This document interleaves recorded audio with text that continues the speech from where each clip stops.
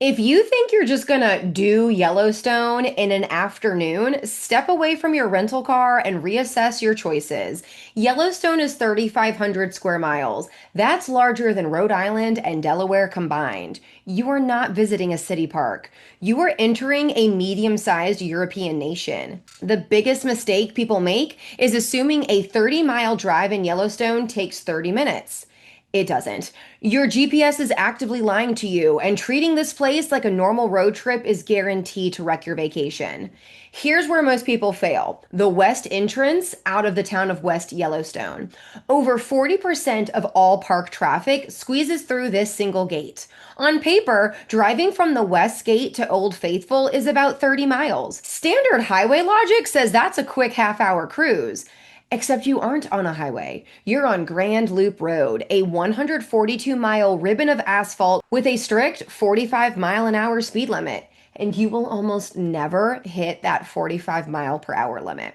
People always ask how long it takes to get between the big sites. Take Old Faithful to Grand Canyon of the Yellowstone. They look like next door neighbors on a map, sitting just 40 miles apart. In reality, that is easily a 2-hour haul. Why? Because the moment a massive bull bison steps onto the double yellow line to lick up the road salt, the entire Western Hemisphere comes to a dead stop.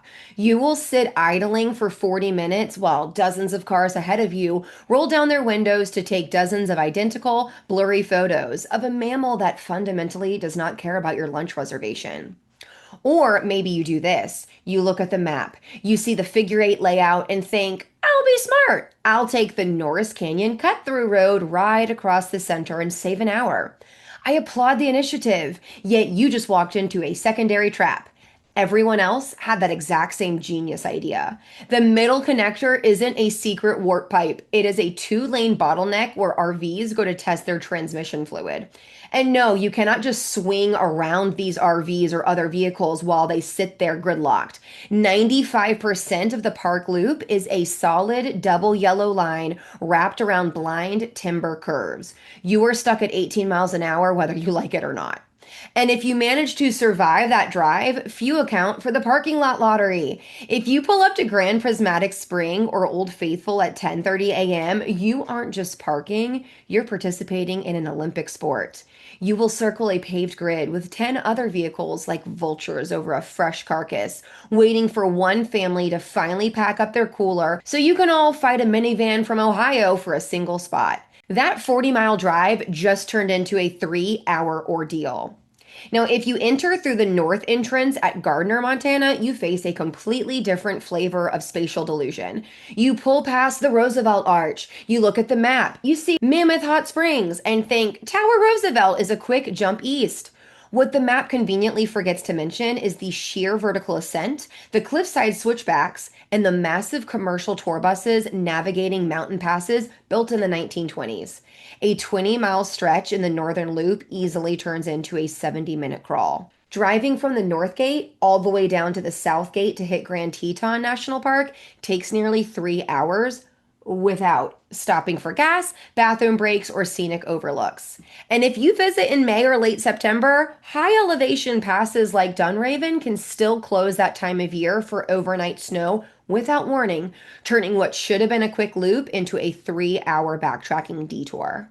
To make matters worse, 90% of this park has zero cell service. The second your phone loses signal, your GPS freezes on whatever optimistic estimate it gave you an hour ago.